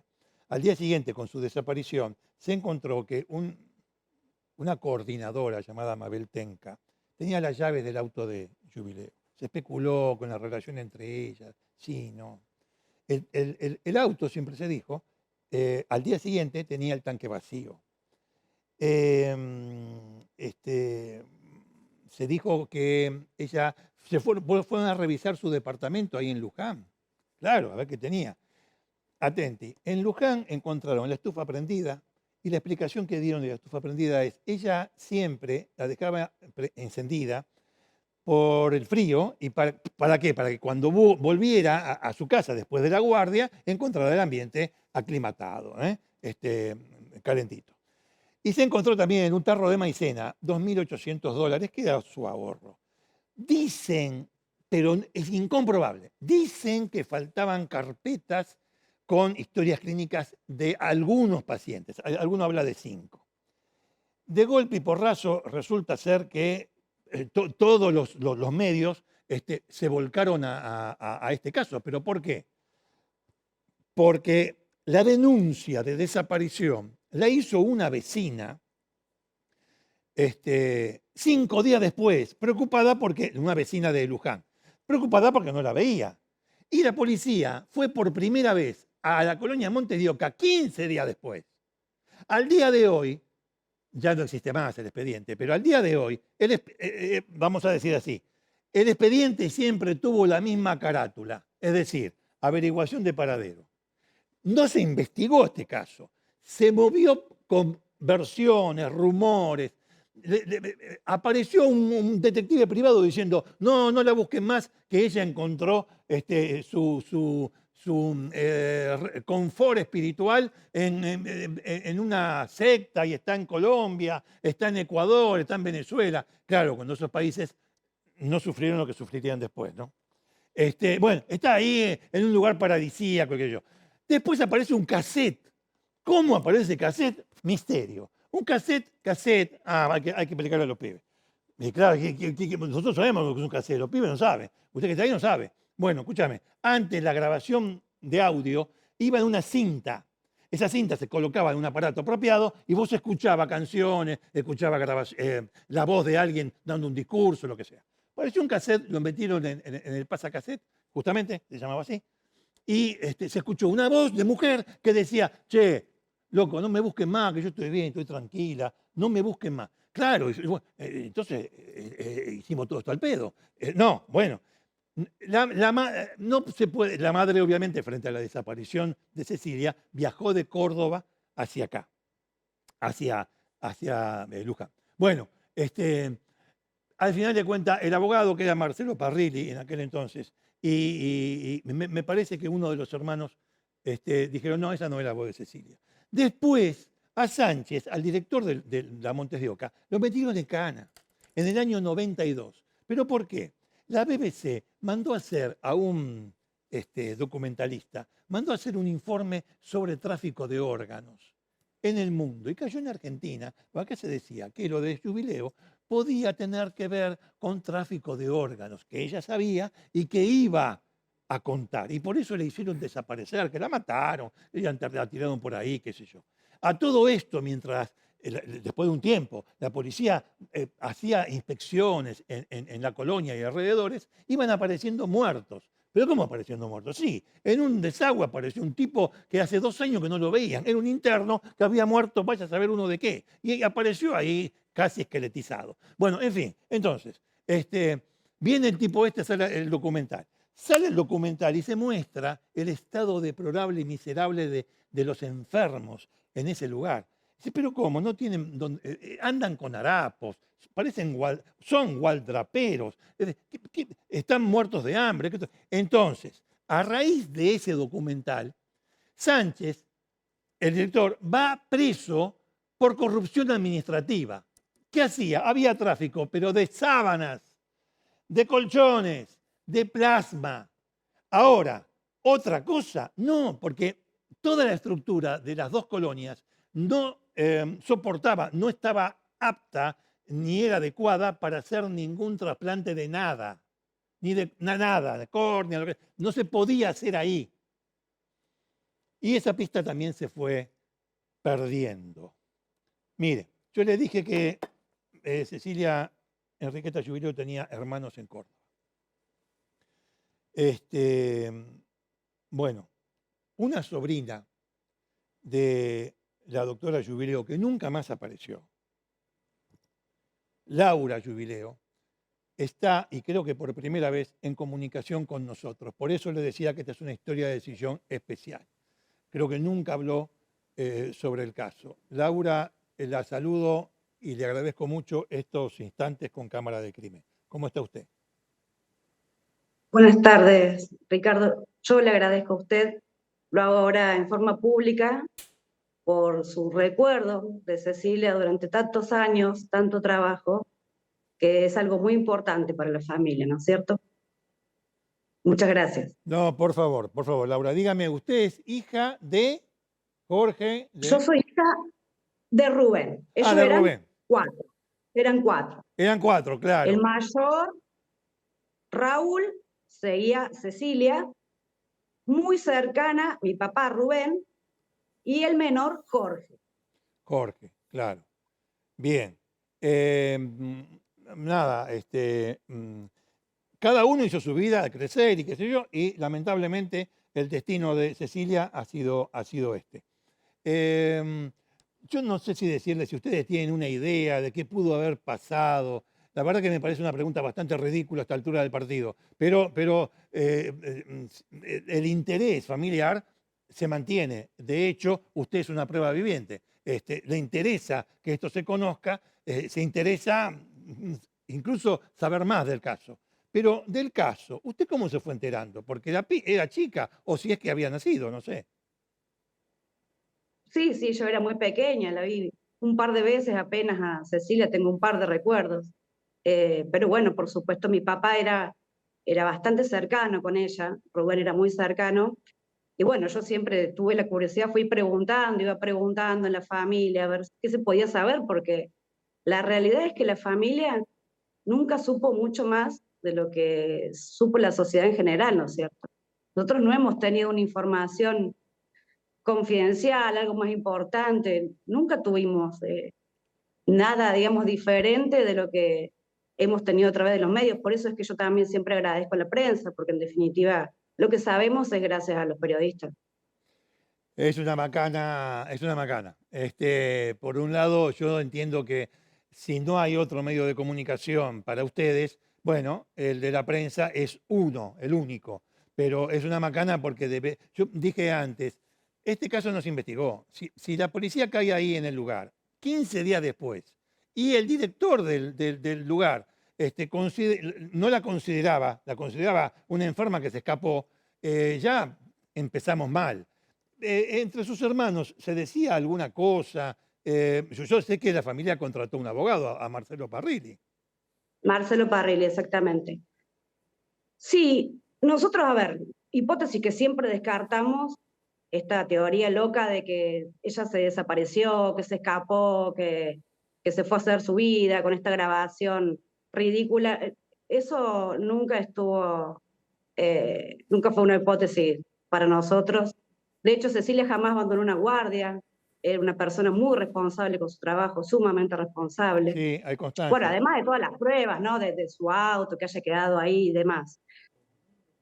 Para nosotros, a ver, teniendo en cuenta la cantidad de irregularidades que había en ese lugar, ¿no es cierto? Que era verdaderamente macabro. Sí.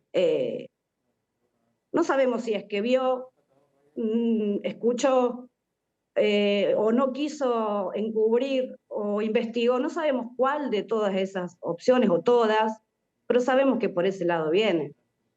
Mi familia lo vivió con mucho miedo toda la etapa esa. Y yo, si bien era muy pequeña, también lo percibía, era terror, había una sensación de que algo era muy oscuro lo que sucedía alrededor de todo eso, ¿no? Sí, a tal punto que, bueno, Sánchez fue preso, el director de Montedioca fue preso, y yo le digo una cosa, porque todo el mundo es así, todo el mundo en aquel entonces, empezando por la policía, iba por el lado de lo más escabroso. Y yo pensé, dentro del ambiente tétrico que había allí, yo pensé, si este tipo lo pusieron preso por corrupción administrativa, la cantidad de plata que se habrá tragado, y a lo mejor pensé, pero pienso yo, discúlpeme, es una lucubración mía, como si estuviésemos tomando un café. Lo que yo pensé es, a lo mejor el asunto no eran las, porque si me dicen que no se podía hacer operaciones de trasplante ahí, no eran las córneas, no eran no. El asunto era la cantidad de plata que se tragó, y a lo mejor ella lo sabía. Exacto. ¿Me entiende lo que le digo? Ser, Es claro. decir, si traficaban con sábana, que los tipos ahí estaban, pero a la buena de Dios, y así se morían. Se morían de hambre, se morían de lo que sea. Los internos, quiero decir. Entonces, si había una tragada muy grande de dinero, a lo mejor el asunto venía por ahí, cosa que nadie investigó. Exactamente, eso no se investigó. No se investigó para nada. Recuerdo que Parrilli dijo en un momento, ahí en la colonia, ahora ya no está más, había una ciénaga. Nadie dragó, nadie la levantó la ciénaga. A lo mejor, tal vez, decía él. Pero bueno, ya pasó también, ya pasó también. siempre deja un sabor amargo, por no poder dar una respuesta y por lo mal que se hizo todo, ¿no? Claro, claro, queda. Ya, usted imagínense que, bueno, su madre falleció, por supuesto, mi abuela falleció, y fallecieron los tres hermanos. El último que falleció fue Uh, mi padre sí. en 2017, y lo último que pude saber a través de él, un año antes, que él ya estaba muy enfermo, es que sí hubo una amenaza concreta, muy concreta, a otro de los hermanos, y que para proteger a la familia, justamente, era que no se hablaba. Era bastante reticente mi familia en general a hablar. Ah, mire usted, es un dato muy interesante. O sea que a uno de sus tíos lo habían Ujú. amenazado concretamente. Lo amenazaron concretamente y claro, y bueno, eso fue lo que también hizo que existiera tanto terror, tanto miedo en general en la familia. Y claro, Pero yo no sé, obvio. no tengo precisiones porque ni siquiera mi padre las tenía, digamos. Su propio hermano no le quiso contar las precisiones, Ujú. quizás hasta para protegerlo, ¿no? Sí, no, claro, bueno, teniendo en cuenta que ya había una hermana desaparecida, imagínese usted, ¿no? ¿Qué Exactamente. intereses se moverían detrás de todo esto? Porque, bueno, para zafar de la situación, lo que usted dijo recién, se comentaba en aquel entonces una de las versiones, o varias versiones, de que no, que ella se fue a hacer su vida libre y qué sé yo, en otra parte. No, no, no, no. A Cecilia Enriqueta Jubileo la secuestraron. Se la llevaron de ahí. ¿Cómo? ¿Cuándo? ¿Dónde? Exactamente el momento. Bueno, también hay que tener en cuenta lo que era ese lugar, cuándo pasó. La época no era nada fácil en el No, 85, en el país no era para nada fácil. Y bueno, pero eh, su abuela, ¿cuándo murió? ¿En el 2006 puede ser? sí, sí, no le puedo precisar exactamente, pero Por ahí, sí, por esos años. sí, sí, por esos años. Y ella, un dato de color, bueno, un color bastante gris, ¿no? Ujú. Ella nunca se mudó, Ah, siempre vivió en un departamento muy humilde, muy sencillo, en un barrio acá de Córdoba muy tradicional, que es Barrio Jardín, Barrio Jardín, y sí, teniendo la posibilidad de mudarse, económica, ¿no? De mudarse a un lugar claro, más cómodo y demás, claro. nunca se mudó hasta casi el final de su vida, porque quizá había ahí una fibra íntima de ella que tenía alguna ilusión, alguna Una esperanza de esperanza, que yo creo que sí, bueno, por lo menos se dijo hasta mucho tiempo después que la mamá siempre tenía la esperanza de que sonara el teléfono. Le quería decir, bueno, para ir cerrando, ¿qué se decía de Cecilia en la familia? ¿Cómo era? ¿Cómo era ella? ¿Su personalidad? ¿Qué se comentaba entre ustedes? ella era muy reservada, eso siempre se ha dicho y era cierto, pero también tenía sus amistades con las cuales tenía sus vínculos muy estrechos. Era una persona muy frontal, eso siempre lo han dicho, como muy recta. De hecho, hubo algunos episodios anteriores que la pintaban un poco de cómo se manejaba ella en la vida. No sé si quieres, le cuento Cuénteme uno, por uno, sí, por ejemplo. favor. Antes de Montes de Oca, de Open Door y demás, ella trabajó en una época en un supermercado que hacía ventas al peso, Ajá. vendía harina, azúcar, y ella en un momento descubrió que le ponían menos. Si la bolsa era de 1 kilo, le ponían 800, 900. Y bueno, ahí se armó un despelote bárbaro porque ella enseguida denunció eso. Por supuesto que la despidieron y demás. Pero era una persona que, bueno, le gustaba mucho su trabajo, ¿no? Ella básicamente era una médica rural, ¿no? El trabajo que ella hacía Sí, ahí era el sí, de una médica rural. claro, claro, claro, claro, la entiendo. Bueno, Laura, yo le agradezco muchísimo, ¿eh? Estamos a disposición suya, de la familia, de los que quedan, porque este es un caso que no se va a olvidar nunca. Por una tragedia que es la desaparición, pero no se va a olvidar nunca. Yo le agradezco mucho que haya tenido la deferencia de estos minutos con Cámara de Crimen a propósito de esta historia. Muchas gracias. Muchas gracias a usted. Adiós. Bueno, mire, vamos a hacer una cosa. Mientras yo voy hacia el lugar donde está Miguel, le voy a contar una de las barbaridades que se hicieron en esta investigación, que no fue investigación por parte de la policía de la provincia de Buenos Aires. como no tenían un pito, pero vamos a prender la luz del estudio, vamos a apagar acá. Como no tenían un pito de nada, ¿sabes lo que hicieron? Fueron a buscar una vidente. En el trayecto que va de acá a allá te voy a contar. Fueron a buscar una vidente que hacía espectáculos y cobraba por los espectáculos de adivinar qué tenía en el bolsillo el señor que está sentado en esa mesa. Una vidente. La llevaron. La llevó todos los periodistas estaban ahí. Todo. Estaba el Turco Derecho. Sí. No me acuerdo, todo, yo me acuerdo. Bueno, yo no fui, pero yo me acuerdo. Bueno, y estaba todo ahí y le dicen, esta era la casa médica, pues ya la habían reformado. Esta era la casa médica. Y entonces dice, veo color ocre. Nadie hablaba, nadie. Entonces, pero ¿cómo si la pared es blanca? No, la pintura anterior era de... Y rascan ahí, era ocre. Miércoles, estaba todo en silencio. La señora caminaba. En una de esas salió afuera. Y dice, de golpe, ve una presencia. Está viva. ¿Para qué? Los canas se miraban entre ellos. ¿Para dónde vamos? No, pará, que todavía no dijo. Los periodistas, anotando. En esa época no había nada más que anotar. Bueno, anotando. ¿Tenés los cospeles para llamar al diario? Sí, tengo todo. Bueno, listo. ¿Dónde, señora? ¿Dónde? Ahí. En el tanque de agua. Mauro, en el tanque de agua. La mujer veía una presencia.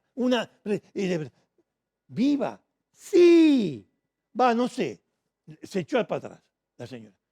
Y entonces le mandan el cana a cargo, dice, no, vayan, ustedes dos. Justo a mí. Bueno, van. Suben al tanque de agua. Y sube uno primero. Se fija así. Sí, no hay nada. Hay agua. Vacíalo, vacíen el tanque. Se van a quedar sin agua. Vacía el tanque. Vacían todo el tanque y aparece un ser. ¿Qué era? Muerto. Era un gato. Qué increíble. Mirá, eso fue el caso Jubileo. Sí. Eso es lo que hicieron con el caso Jubileo. Una barbaridad. Bueno, fantástico, porque la única manera que la podemos ver, la vio. Miguelito, Mike Paradiso la vio, miren ustedes también, véanla. Sus últimos momentos. Sí, pero obvio. Ahí la enfermera, ella. Perfecto. Miguel, es Gardel, le pide los guitarristas. Qué verdad, Miguelito. Mirá lo que se te dibuja. Sí, tremendo. Tremendo. No, bueno. Y se cumplen 40 años, lo estamos haciendo de esta manera especial con la participación de Laura Jubileo, la sobrina de Cecilia, por el aniversario y bueno, también con el aporte de un familiar. ¿Dónde está? ¿Qué sé yo? ¿Qué le pasó? ¿Qué sé yo? Nadie sabe. Terrible. Hay que pensar en negativo en este caso, no en positivo. Ahora pasaron 40 años. Bueno, Miguelito, dame un abrazo y juntos, panza con panza, nos vamos a la pausa. Sí, señor.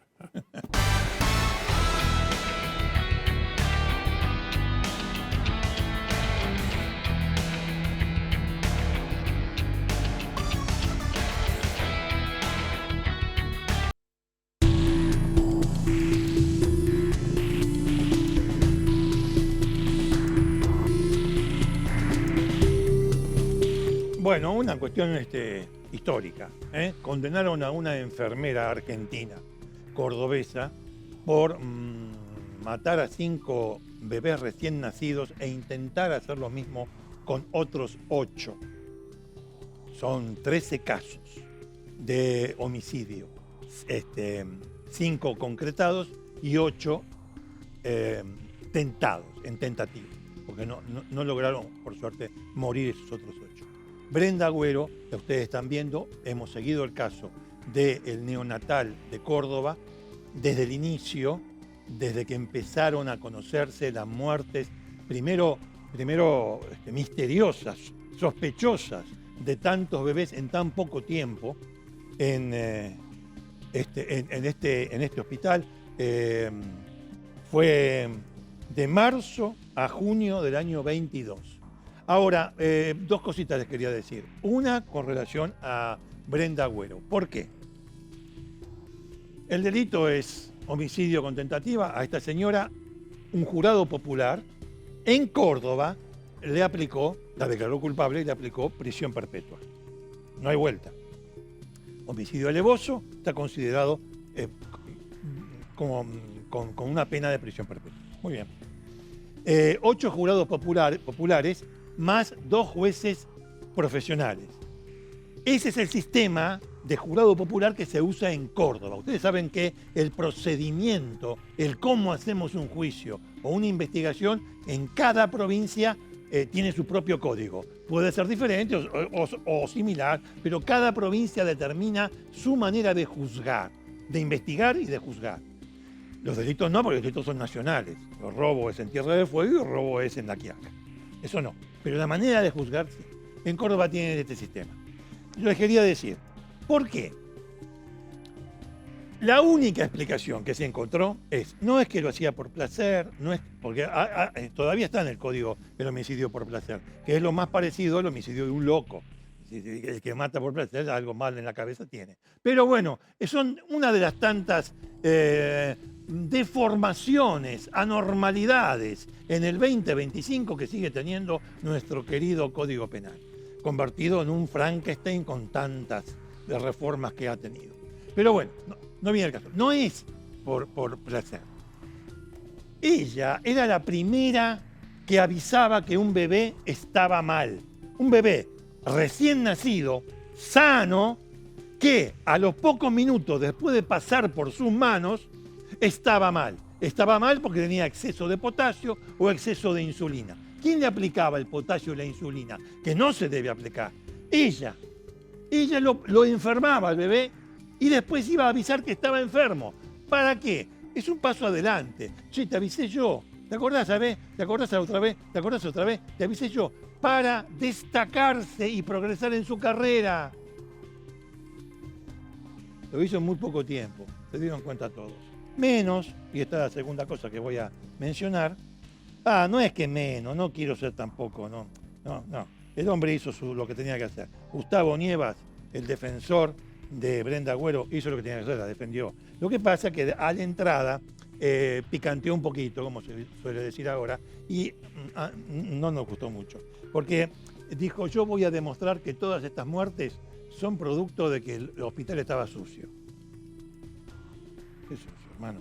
Que vuela hablando de volar, vuela el potasio, vuela la insulina. Hablando de volar, ¿sabes lo que yo le voy a decir este hombre en defensa de esa señora? Obviamente una defensa derrotada. A un hospital va gente a curarse, pero está lleno de químicos peligrosos. Los bebés dejaron de morir cuando limpiaron todo. No tiene que ver con el... No quiero... y esto fue lo peor que dijo, que ahora se lo tiene que comer todo. Porque yo recuerdo que haber dicho, cuando este señor le comentó cuál era su defensa, que él iba a demostrar. Bueno, yo le digo, estoy esperando el momento en que lo demuestre. No lo pudo demostrar. Entonces, vio para la prensa, nosotros agarramos todo. Bueno, no quiero herir susceptibilidades, dijo este señor. Hay madres que llegaron con SIDA, hubo madres que llegaron con sífilis, hubo una madre que llegó con la bolsa partida hacía 2 días. Bueno, lo lamento. Lamento por las criaturas, obviamente. Lo lamento por las criaturas. Pero ya en el terreno judicial, lamento que Gustavo Nievas, defensor de Brenda Agüero, haya tenido que rebajarse tanto para defender algo que era imposible de defender. Tenemos una nota para mostrarle a ustedes. Vamos. De haber finalizado un proceso que para nosotros fue muy desgarrador, pero que concluya también nos da un poco de tranquilidad y bueno, con esta justicia que estábamos esperando, con esta respuesta que necesitábamos, porque ya queda confirmado, si bien nosotros ya lo teníamos claro, queda confirmado con esta sentencia que hubo asesinato serial y quién fue la responsable en esa audiencia nos quedaron claras un montón de cosas y me quedo tranquila con que no solo nosotros salimos con esa idea, que el jurado popular también lo pudo ver. Y no como trataron de hacer su defensa, de salir por los medios y desvirtuar cosas. Nosotros veíamos que la audiencia pasaba una cosa y ellos salían y decían otra cosa totalmente distinta. Y fue una mezcla de tanta impotencia, de un montón de situaciones que fueron muy dolorosas, que haya llegado a su fin nos da un poco de tranquilidad. ¿Te da tranquilidad y están conforme con lo que se decidió? Con respecto a Brenda Agüero y su cadena perpetua, sí estamos muy conformes, pero sentimos que tiene que haber una justicia total que no se dio. Y hablo puntualmente de Diego Cardoso. Me parece que él ha sido el responsable de esta cartera sanitaria que dejó estos asesinatos y que si se declara justamente una violencia institucional, me parece que hay responsables directos de que esto haya sucedido. Y bueno, no fue así en el momento de dar las condenas y quedó absuelto. Sí, hubo 5 absoluciones, porque no solamente Brenda Agüero fue enjuiciada, también hubo muchos funcionarios del Ministerio de Salud de Córdoba de aquel entonces, y del propio hospital, directivos del propio hospital, y enlaces, funcionarios que hacían de enlace, de funcionarios de salud. De ellos, 5 fueron absueltos, pero también, entre ellos, de los que fueron absueltos, el exministro, que hablaba la señora, la mamá, el exministro de Salud, Diego Cardoso. Pero no fueron absueltos y recibieron 5 años de prisión otros funcionarios como la vicedirectora del neonatal, como el secretario, el ex secretario de Salud y otros. En definitiva, hubo 5 absoluciones, es cierto. La condena más grande para la enfermera. Nos parecemos al primer mundo. Vio que la comparan con una enfermera en Inglaterra que también hacía algo parecido, mataba a los chicos. Para destacarse, en fin, hay muchas explicaciones para eso. Vamos a cambiar de tema. Le voy a dar otra información que tiene que ver con la condena a 3 ladrones y asesinos por matar a la nena Uma Aguilera Rodríguez. Uma Aguilera. Recuerdan el caso, 9 años tenía la nena. Esto pasó el 22 de enero del 24. 22 de enero del 24. Su papá policía salía a la mañana, 9 de la mañana, de su casa con el auto, junto con su mujer y la nena atrás con el cinturón.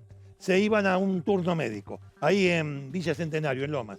Ahí estamos viendo las imágenes que se vieron muchísimas veces. Bueno, por este hecho, ahora la novedad es que ha habido condenas contra los ladrones de autos que venían en un auto robado y querían robar el auto del señor Aguilera, que sí era policía, sí era custodio de la ministra Bullrich, pero eso no es el caso. El caso es el hecho.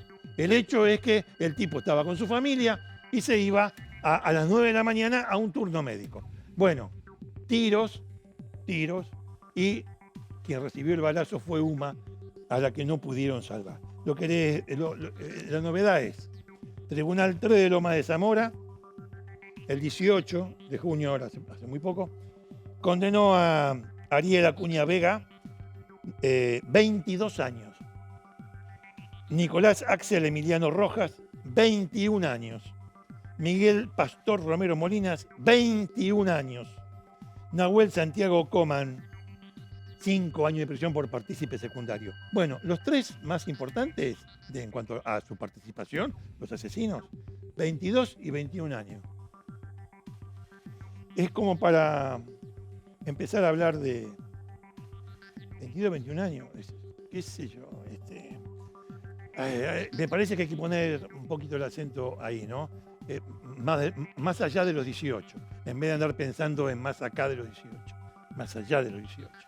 Bueno, amigos, vamos a una pausa, publicidad y volvemos. Dale.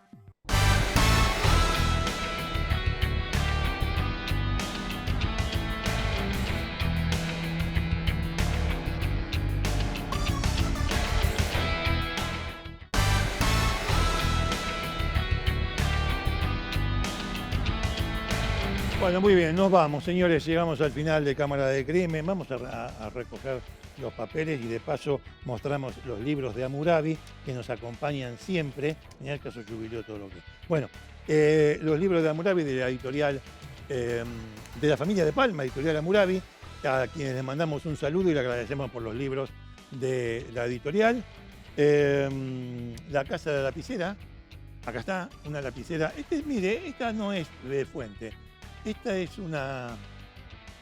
A ver, ¿la tenés ahí? Es un roller. Pesadita, pesadita. Esta es... Me parece que habla alemán. ¿Qué haces con esa camiseta, guay? Bueno, en la Casa de la Lapicera, un saludo a Carlos y a Elsa en Suipacha 245 Local 2. Vamos a tener novedades con ellos, Atenti, les va a interesar. Y también a la Pilcha, obviamente, a Alan de Juncal Sastrería a Medida. Juncal Sastrería a Medida. Alan, amigo, un abrazo. Bueno, ya estamos. Y nos vamos. Mira, nos vamos hasta el sábado que viene, ¿no? No sé, ¿tengo que decir algo más? No. Ci vediamo fra una settimana. Arrivederci.